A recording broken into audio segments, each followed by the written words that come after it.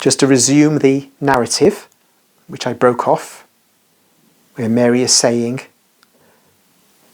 the virgin who is to be his mother must be already born, as the great prophet says. And she is in the temple. I will be her companion and maidservant. Oh yes, if I could only meet her by God's light, I would like to serve her, the Blessed One.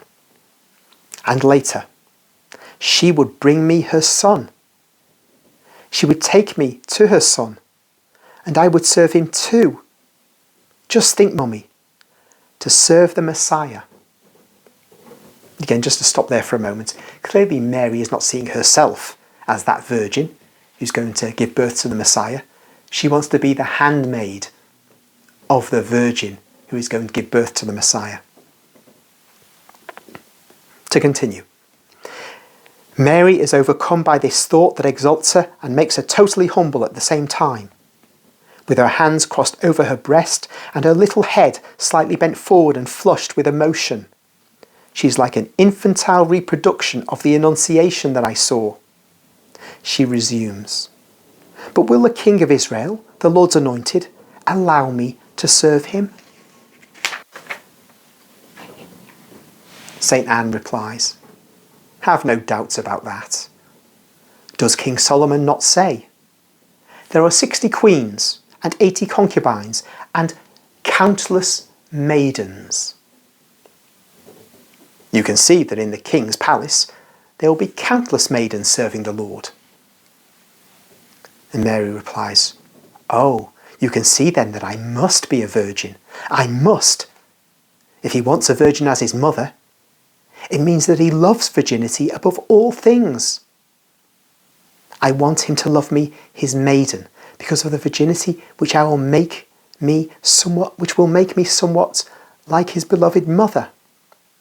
This is what I want. I would also like to be a sinner, a big sinner, if I were not afraid of offending God. Tell me, Mummy, can one be a sinner out of love of God? And Anne replies, in this controversial passage which I was referring to at the beginning, Anne replies, but what are you saying, my dear? I don't understand you. Mary responds, I mean, to commit a sin in order to be loved by God, who becomes the Saviour. Who is lost is saved. Isn't that so? I would like to be saved by the Saviour to receive his loving look. That is why I would like to sin, but not to commit a sin that would disgust him. How can he save me if I do not get lost? Anne is dumbfounded. She does not know what to say. So I'll just pause there. You see how taking that passage out and using it, various websites, and those who read those, watch those websites, they give the impression that the Blessed Virgin Mary is saying she wants to be a sinner. But of course, little 3-year-old Mary is saying that, trying to understand how she can be loved by the Saviour. And the Saviour is going to save people from their sins. Another theme which she will have learned from Anne, who learned it from the teachers of Israel. So the Saviour is a Saviour from sin.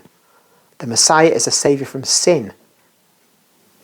Really important to understand what these first century Jews were believing about the Messiah. It is his primary role to be Saviour. But to go back to the main theme here, Mary, little Mary, is trying to understand how she can be loved by the Saviour. You've got to be a sinner who's saved by the Saviour in order to be loved by him.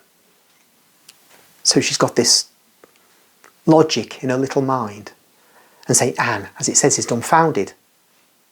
So clearly the text of this, where Anne doesn't understand her and tried to get clarification, but she was still dumbfounded after Mary spoke again. This is not something that's just accepted as a normal thing for a little child to say by the characters in this novel.